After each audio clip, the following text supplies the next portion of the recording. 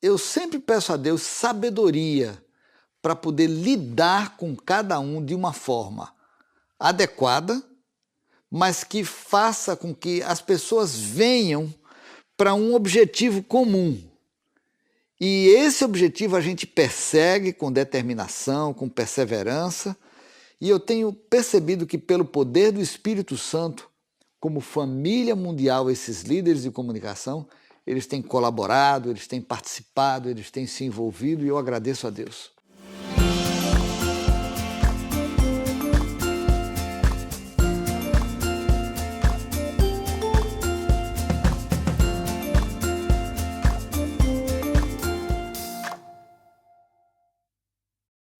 Mesmo depois de rodar todo mundo, seu sotaque denuncia que ele nasceu em Recife.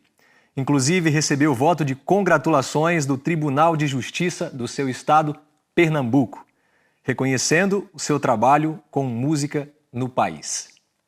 Músico, compositor, maestro, professor, pastor, líder mundial e comunicação e disposto a ir aonde Deus mandar.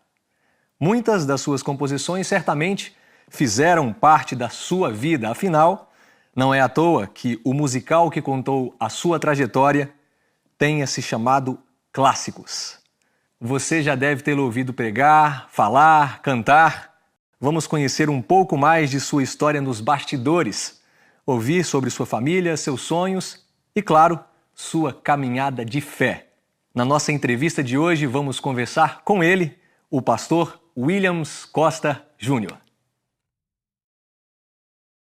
Pastor Williams, que alegria tê-lo aqui, meu amigo. O prazer é meu, muito obrigado. A gente conseguiu um espaço na agenda para fazer essa entrevista e, claro, a gente conhecer um pouco mais sobre você, sua trajetória, sua vida. Muito obrigado por ter aceito o convite. Uma alegria poder estar aqui. Pastor, você é formado em piano, composição, regência. A música ela tem um papel muito forte na sua vida, né? De onde vem essa veia musical? É da família? Olha, a minha mãe sempre gostou muito de música, meu pai cantava, mas nenhum dos dois eram músicos. O meu pai, ele nasceu no interior de Pernambuco, na cidade de Palmares, e a minha mãe nasceu numa favela, em Casa Amarela. Então ela sempre teve recursos muito limitados para a educação dela. Ela conseguiu estudar na escola adventista pelo benefício que recebeu de uma esposa de pastor. Mas com muito sacrifício ela se desenvolveu e estudou e não conseguiu se formar na área de música. Estudou alguns meses piano, mas ela tinha na cabeça que todos nós em casa deveríamos estudar piano para poder servir a igreja. E eu, com 5 anos, tive que aprender uma coisa que eu não gostava para poder atender o desejo e o sonho da minha mãe. Conta pra gente um pouquinho da sua infância. O que você gostava de fazer? Você sempre foi uma criança ativa? Eu gostava de jogar bola, subir em árvore, correr e brincar com terra. Esse era o gosto da minha vida. Mas até o final da entrevista vai falar qual que é o time que torce ou não? Vai ficar em segredo? Não. E a gente, quando era criança, eu praticava futebol aonde hoje é a sede do Santa Cruz. Então, já falou. Essa relação aí criou esse laço de simpatia pelo maior time que tem em Pernambuco. A sua trajetória na igreja, quando você foi adolescência, jovem, sempre foi ativo na igreja, tocando, com os costumes que você falou que sua família implantou e fez com que você estudasse, aprendesse? Foi esse caminho? Eu, com 3 meses, eu tive um problema de saúde muito sério e os médicos me desenganaram. O conselho dele para os meus pais é que eles me levassem para casa para poder eu morrer em paz em casa, para não pegar infecção hospitalar, algo assim.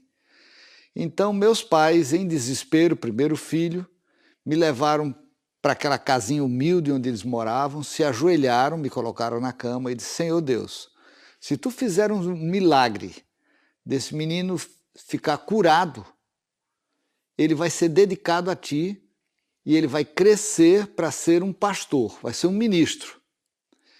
E Deus me curou e eu cresci para ser um pastor. tudo que eu recebia de informação na minha infância, na minha adolescência, foi no sentido de eu ser um pastor. Até que um dia eu decidi me dedicar à área de música.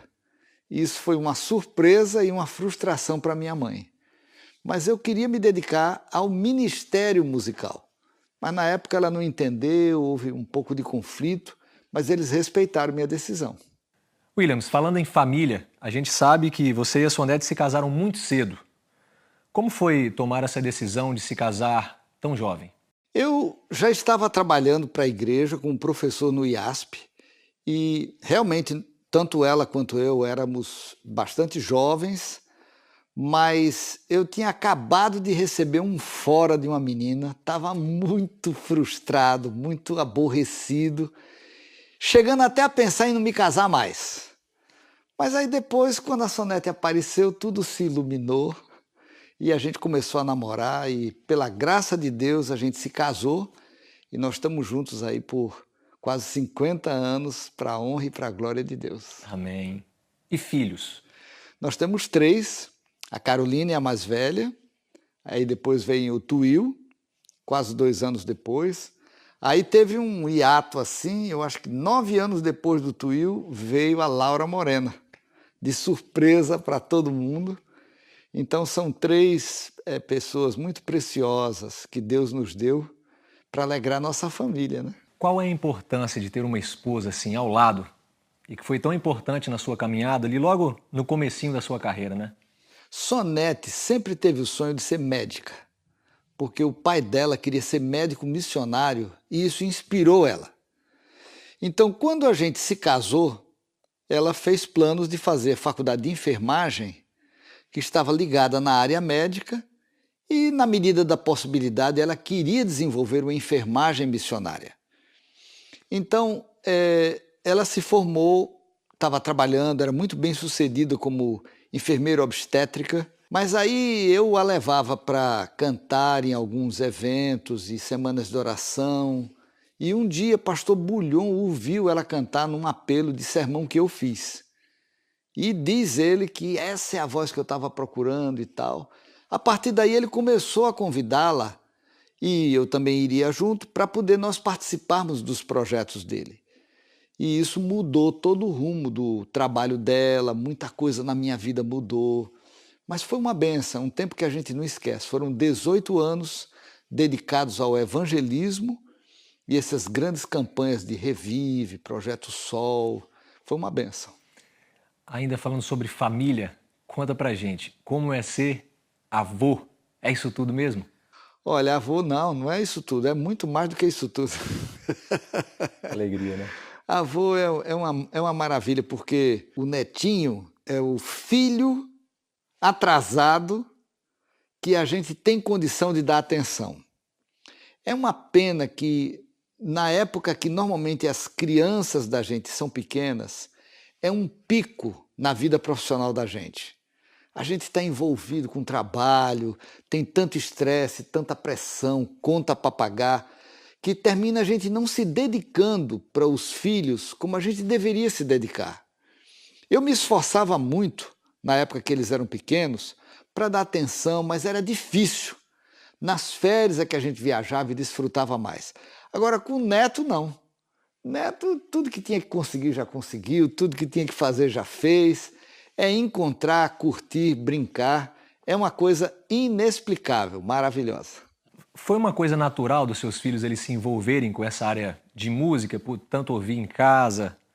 Teve um empurrãozinho? Não? Como foi? Tanto Sonete quanto eu, nós tínhamos muito medo de que os nossos filhos ficassem traumatizados por causa da intensidade que a gente levava na vida. A gente viajava muito, chegava, às vezes tinha gente que ficava cuidando deles quando eram pequenos, mas sempre, tanto Sonete quanto eu, nós gastávamos tempo explicando por quê, e quando eles iam nos eventos, eles viam as pessoas tomando decisão ao lado de Jesus, eles ouviam os cânticos, eles participavam, eles sentiam o resultado dos testemunhos. Então eles estiveram muito envolvidos no processo quando a gente estava trabalhando. E ao mesmo tempo, tanto Sonete quanto eu, a gente orava a Deus por misericórdia, para que aquela vida que a gente levava não afetasse as crianças e não traumatizasse elas. Então, o que terminou acontecendo foi uma bênção de Deus. Eu sempre pensei em escrever, mas nunca tive condição de escrever assim profissionalmente. A Carolina é uma escritora com 6 livros publicados. Olha. Eu sempre sonhei em produzir vídeos, filmes. Eu trabalho como produtor executivo, mas eu mesmo botar a mão na massa não consigo. Mas o Tuil é um diretor de cinema, um produtor de filmes e vídeos. E eu sempre sonhei cantar. Mas realmente a voz que terminou cantando lá em casa foi a da Laura Morena. Então, eu vejo que Deus terminou estendendo nos filhos os sonhos que a gente tinha para a gente e terminou sendo muito mais e muito melhor. O seu trabalho foi um sonho seu ou um sonho de Deus para você? Olha, eu cresci entendendo que o sonho para mim era eu ser um pastor. Foi isso que meus pais me passaram.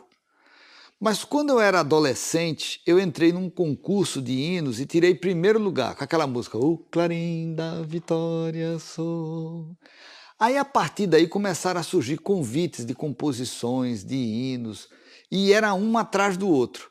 E eu percebi a grande necessidade de música na igreja naquela época.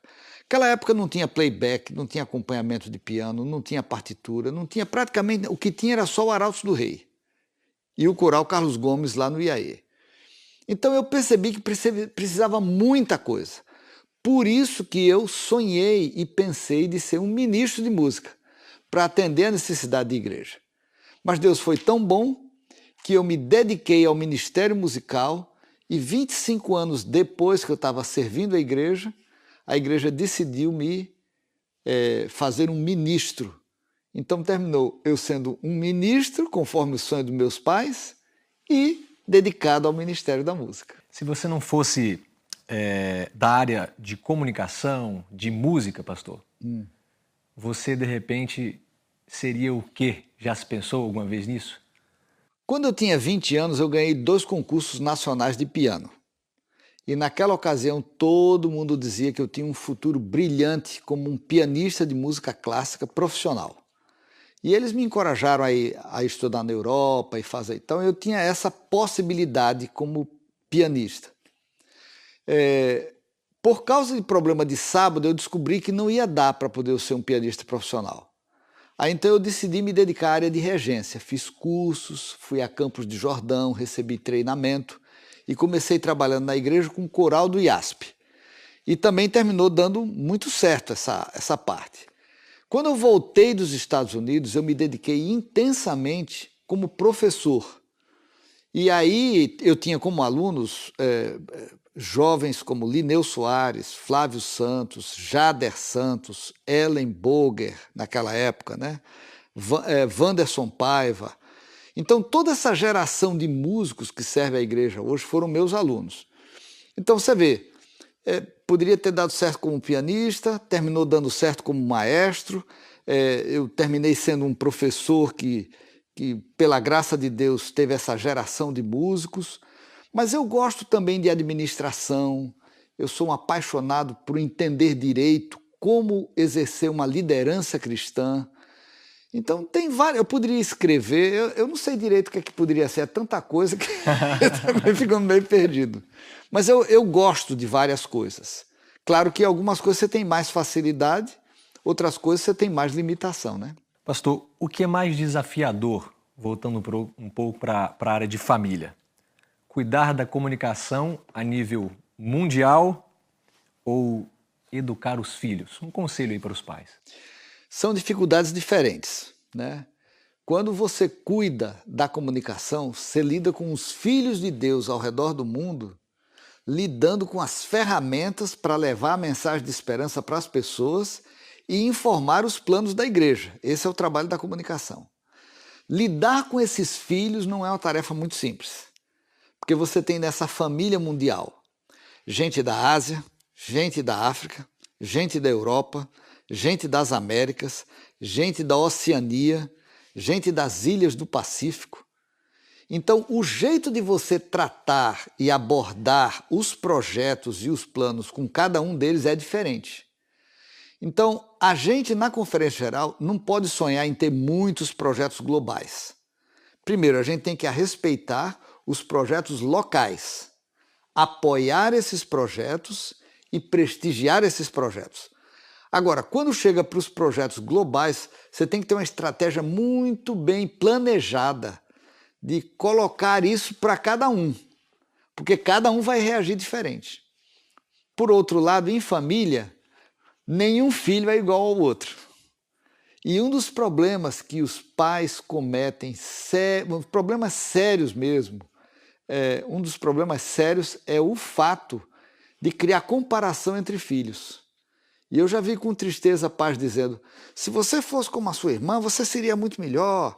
Presta atenção no seu irmão, ele é inteligente, você parece que não tem capacidade de aprender. Os pais não podem fazer isso. Os pais têm que olhar para cada filho de uma forma individual, de uma forma exclusiva, e tentar ajustar o melhor método, a melhor maneira, a melhor didática para poder treinar e fazer esses filhos crescerem nos caminhos de Deus. O grande trabalho, tanto de um pai quanto de um administrador, é de você saber gerenciar com habilidade e inteligência emocional os relacionamentos e os sonhos de cada um. Olha aí, ótimos conselhos. Pastor Williams, conte pra gente uma coisa ou coisas que seus pais fizeram que você quis repetir na criação dos seus filhos e algo que eles fizeram que você quis fazer diferente. Quando a gente cresce, a gente tem a tentação de ficar vendo os defeitos dos pais.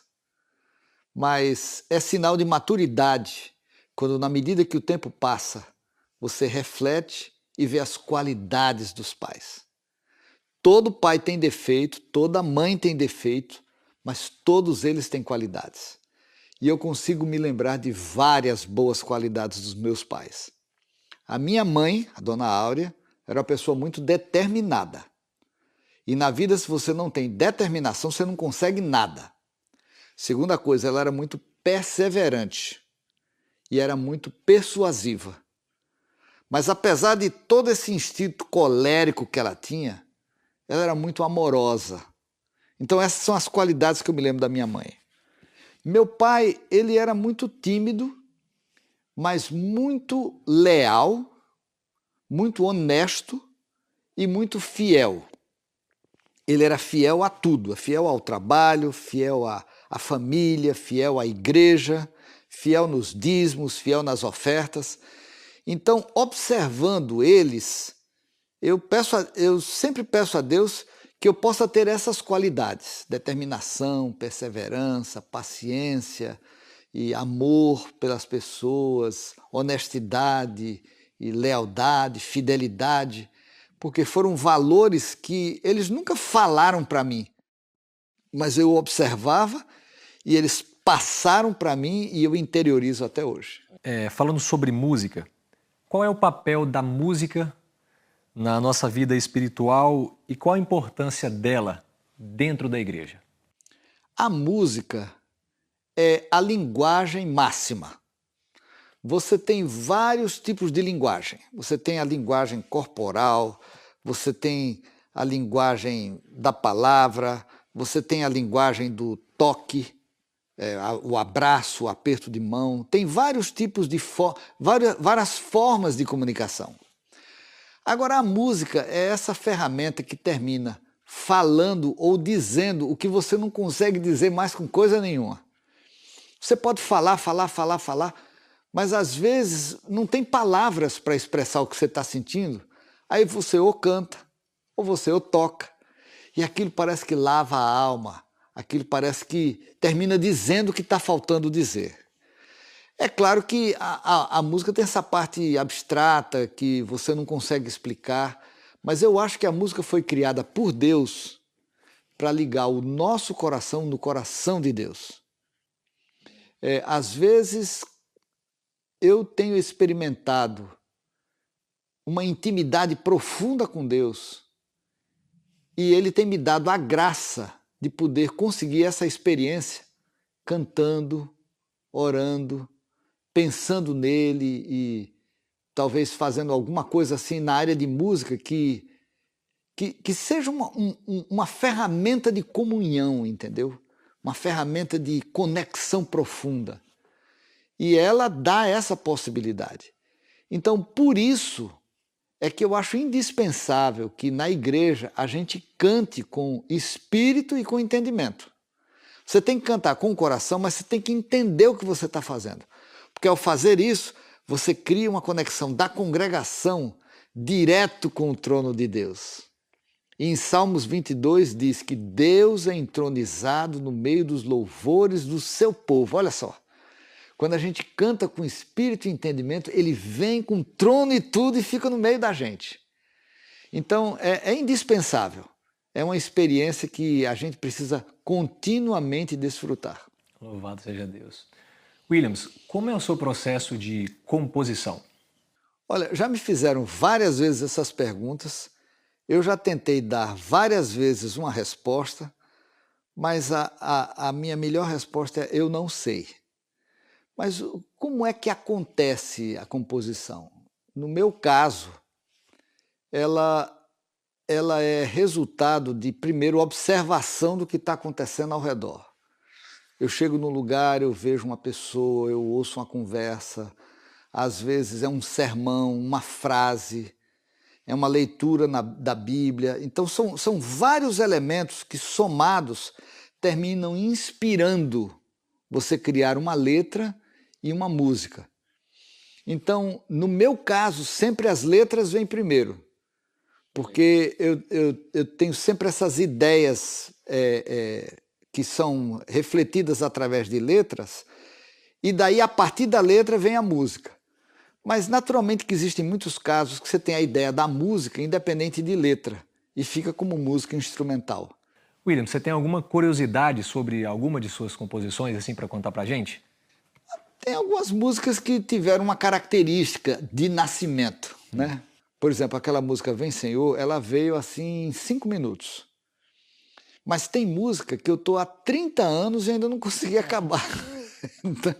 Então você começa, fala, às vezes trava numa rima, às vezes é uma frase que você olha não está adequada. A música Mãos foi da metáfora de serviço, e mão, e pegar, e o toque de Deus, e digital. Então, todas essas ideias vieram a partir do pedido que o pastor Rodolfo Gorski me fez de fazer uma música sobre mãos ocupadas, mãos consagradas. A música Pedras, eu tentei por muito tempo fazer essa música. O pastor disse assim, olha, o tema do congresso lá em Belo Horizonte vai ser pedras, faz uma música, faz uma música de pedras, pedra, lajeiro, tijolo, sei lá como é que eu vou fazer. Eu não conseguia fazer. Mas no dia anterior que eu tinha que entrar, porque a letra tinha que ir para a gráfica, eu pedi a Deus misericórdia e eu senti claramente a informação aqui, ó, vai para a Bíblia.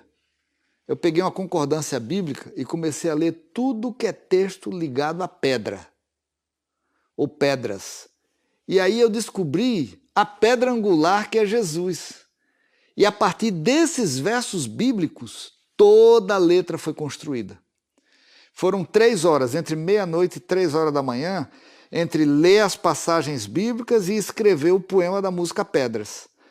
Então, não tem regra, não tem processo, mas eu sempre acredito que é uma bênção de Deus, a inspiração para você fazer. Eu sei que são muitas composições, mas vou te perguntar, se tivesse que escolher uma entre todas essas daí, tem alguma assim, essa é especial? Olha, para mim é muito difícil responder isso, por quê? É a mesma coisa de eu chegar para você e dizer assim, se você tivesse que escolher qual filho que você prefere. Não tem resposta. Entende? Eu tenho conexão profunda com cada uma, porque elas são parte daquele momento, daquela história, daquela experiência, daquela inspiração de Deus, e elas têm personalidade, não é que são todas as composições. Essa aqui é essa aqui é aquela, mas aquela outra. Há várias músicas que Deus me deu que eu sinto que elas caíram no coração das pessoas, elas têm significado para as pessoas. Por exemplo, a música Mãos, a música Pedras, a música Conhecer Jesus é Tudo, Grande Alegria, sobre a volta de Jesus. Mesmo o Clarim da Vitória soou, que foi uma das primeiras, até hoje, mesmo crianças, jovens, eles não sei como eles aprenderam a música, mas eles conhecem essa música, Jesus, Tu És a Minha Vida. Então são vários presentes que Deus me deu ao longo dos anos. Isso de cânticos congregacionais. Existem várias outras músicas instrumentais, orquestrais e outro tipo de criação musical. Mas, em termos dos cânticos, essas são as principais. Em relação à música ainda, vamos falar sobre o período em que você trabalhou e ali ajudou o quarteto Arautos do Rei. Como foi? O Arautos do Rei sempre foi um sonho na minha vida, porque se eu hoje sou músico, é por causa dos Arautos do Rei.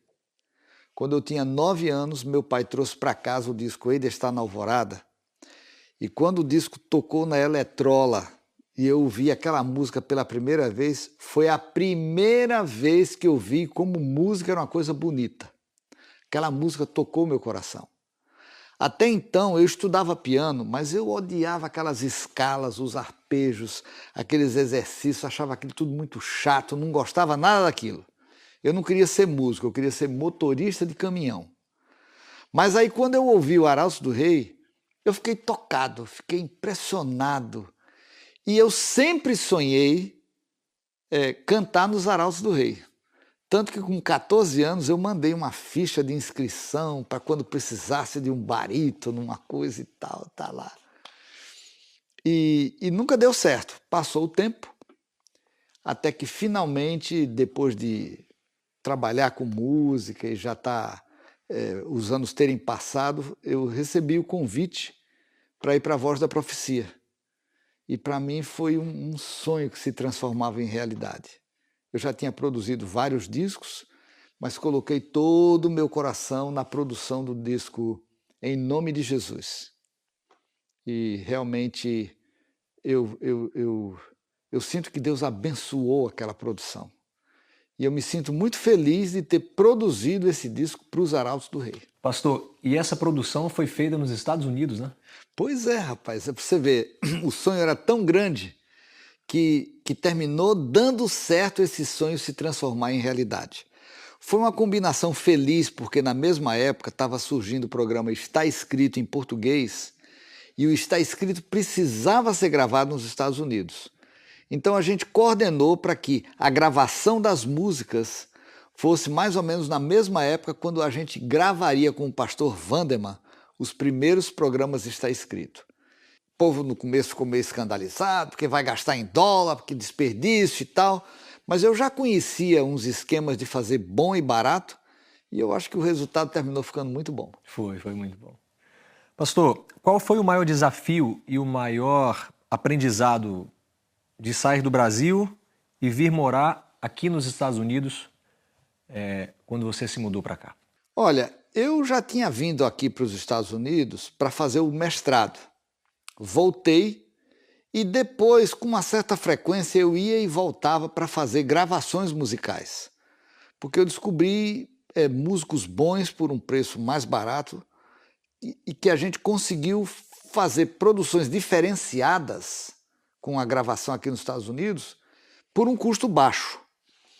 Então eu já tinha uma certa prática de saber onde estavam as orquestras, as cidades, arregimentadores, estúdios e todas essas coisas eu já conhecia. Agora, depois dessas idas e vindas, meu coração esteve no Brasil, eu nunca pensei de ser chamado para vir trabalhar para cá, mas a Conferência Geral acompanhou o trabalho que a gente desenvolveu no ADSAT, que foi o antecessor da Novo Tempo, e eles me chamaram para vir para cá. Foi uma surpresa, e eu já estou aqui há vários anos, e até hoje eu não sei direito como é que eu vim parar aqui, mas a gente está tentando se adaptar, se ajustar, né? Williams, o que você mais sente falta da sua terra? Olha, eu sinto falta dos amigos que eu deixei lá, embora aqui Deus tenha me dado amigos maravilhosos, o que termina equilibrando. Eu sinto muita falta de comer regularmente comida brasileira, embora me acostumo com comidas de outros países, especialmente por causa das viagens. Sim. Sinto muita falta dos filhos, dos netos que moram no Brasil. Tem a Laura e o esposo e os netinhos moram aqui nos Estados Unidos, então a gente vai tentando equilibrar essa distância com os encontros.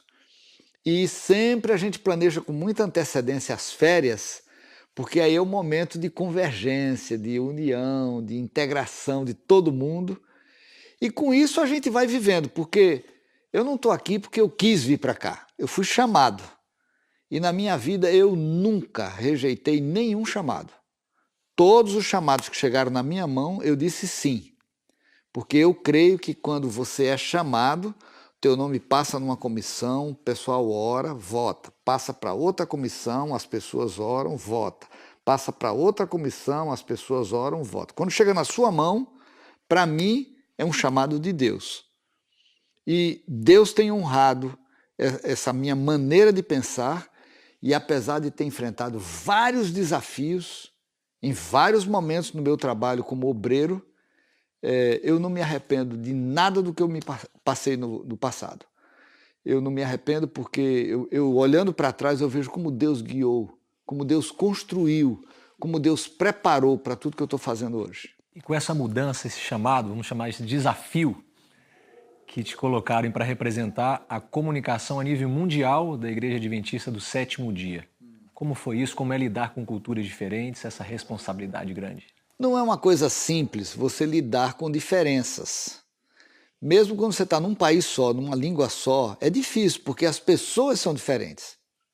Agora, quando você adiciona as diferenças entre as pessoas, a diferença de culturas, a diferença de formação, a diferença de preconceitos, a diferença de preferências, aí fica muito mais complicado. Mas eu sempre peço a Deus sabedoria para poder lidar com cada um de uma forma adequada, mas que faça com que as pessoas venham para um objetivo comum. E esse objetivo a gente persegue com determinação, com perseverança, e eu tenho percebido que pelo poder do Espírito Santo, como família mundial, esses líderes de comunicação, eles têm colaborado, eles têm participado, eles têm se envolvido, e eu agradeço a Deus. Como pastor, o que você diria para alguém que está nos assistindo agora e tem vivido conflitos e dificuldades na sua vida espiritual? Os conflitos e as dificuldades é a maneira de Satanás operar durante 168 horas por semana. Ele não dorme, ele não descansa. A função dele é criar problema, criar conflito, criar dúvida, criar ansiedade, reforçar na gente depressão. Esse é o trabalho dele, o tempo todo, a vida inteira. Mas quando a gente aprende, apesar da circunstância adversa, a ter os olhos fixos em Jesus, ele vai dando força para a gente superar cada passo. E essa superação passa por frustração. Jesus supera nossas frustrações. Passa por desânimo. Jesus dá força quando a gente está desanimado. Passa por entusiasmo, quando você está assim, sem nenhuma vontade de fazer. E dá para você determinação, perseverança e foco para poder você seguir a jornada. Eu diria assim, que um pastor não fique olhando para os problemas e para os desafios ao redor. Porque na vida todos nós temos que estar focados em Jesus, mas especialmente os pastores. Eles precisam ter o foco em Jesus o tempo todo. Porque se ele perder o foco em Jesus, ele está perdido. Porque daí é a chance de Satanás fazer a bagunça que ele quiser fazer para poder dar uma rasteira e derrubar o pastor. Nessas suas andanças pelo mundo afora, na área de comunicação e pastor, você tem alguma história que impactou a sua vida? Olha, Deus tem me dado várias histórias, em áreas diferentes. Eu lembro de um rapaz que tomou a decisão ao lado de Jesus e terminou se batizando, e ele o conheceu no meio da música, conhecer Jesus é tudo. Então, no meio dos louvores, ele foi achado, decidiu continuar ouvindo a palavra até que finalmente ele se batizou. Eu recentemente estava tocando a música Jesus, Tu És a Minha Vida, e uma pessoa que eu não conhecia estava do lado e disse assim, puxa, essa música marcou minha vida. E ele contou que na adolescência essa música ajudou a afirmar a sua fé em Jesus. E a gente também percebe na área da comunicação várias pessoas que têm sido alcançadas através do ministério nas redes sociais, pela internet, através de sites. Então, são vários veículos que Deus tem usado ao longo da minha vida para poder chegar nas pessoas. Eu, atualmente, tenho tentado desenvolver um pouco mais a minha presença nas redes sociais para compartilhar esperança e o amor de Jesus para as pessoas. E eu fiquei surpreendido com um short, uma porção pequena que foi colocada no Instagram, na qual eu estava falando sobre as 3 mensagens angélicas e sobre o sábado. E é surpreendente, está dando quase 1 milhão de pessoas que viram isso. Eu não tinha, quando eu comecei a mexer com isso, estava com 20 mil. E depois foi subindo, mas só aquela mensagem sobre o sábado, sobre as 3 mensagens angélicas, alcançou assim quase 1 milhão de pessoas. Eu nunca podia imaginar que uma coisa dessa pudesse acontecer. Então, quando a gente vive na mão de Deus, Ele guia. E Ele é que é o encarregado de trazer essas surpresas para a gente. Porque quanto menos a gente pensar em dirigir a vida da gente, menos a gente vai sofrer. O segredo é a gente descansar na liderança de Deus, fazendo Jesus guiar a gente passo a passo. E viver no centro da vontade de Deus é o segredo. Amém. A gente está chegando no final da entrevista, mas eu ainda tenho uma última pergunta. Pode beber um pouquinho de água, relaxar, preparar. Williams, eu quero te fazer essa pergunta, que é: quem é Deus para você? Deus é tudo. Quando eu escrevi aquela música Jesus, Tu És a Minha Vida, eu estava realmente dizendo o que eu achava sobre o assunto. Deus para mim não é uma filosofia, não é uma força, não é uma energia, nada disso. Ele é uma presença, e eu várias vezes na minha vida eu já tive a oportunidade de ver a presença dele atuando, fazendo a diferença. E quanto mais eu envelheço, mais eu tenho certeza de que ele é tudo na minha vida. É fácil da gente entender. Por exemplo, essa aqui é uma ferramenta extraordinária, celular, certo? Aqui você tem tudo, hoje em dia, né?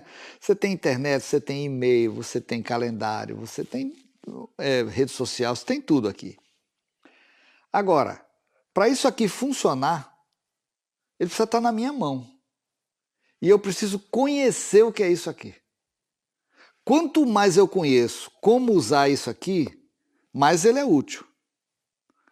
Agora, o que acontece com o celular quando ele está desligado na mão de uma pessoa que não conhece como usá-lo? Ele não serve para nada. A gente só serve na vida quando a gente está na mão de Deus. Porque Ele é que conhece tudo. E quanto mais Ele me conhece e eu conheço Ele, mais as coisas vão funcionar. Porque Ele é o meu Criador. É por isso que a maior besteira que a pessoa pode... A maior bobagem que a gente pode pensar é que a gente vale por a gente mesmo. Sabe, é como se o celular dissesse assim, eu sou o maior, eu sou o melhor, mas está desligado e ninguém está usando. É o quê? É coisa nenhuma. Então, quando eu digo assim, Senhor, tem misericórdia, toma minha vida nas tuas mãos, aí a vida começa a acontecer na plenitude. E eu já vivi o suficiente para testemunhar que esse é o segredo da vida. Quem é Deus para mim? É tudo. Amém. Pastor Williams Costa Júnior. Meu amigo, foi um prazer tê-lo aqui no Terracota. Foi muito bom conhecer um pouco mais da sua história, da trajetória, a gente bater um papo aqui legal e ver que Deus tem te usado para alavancar a sua volta e pregar a todo mundo, a toda geração. Muito obrigado. Que tenhamos mais oportunidades como essa. Tá ótimo.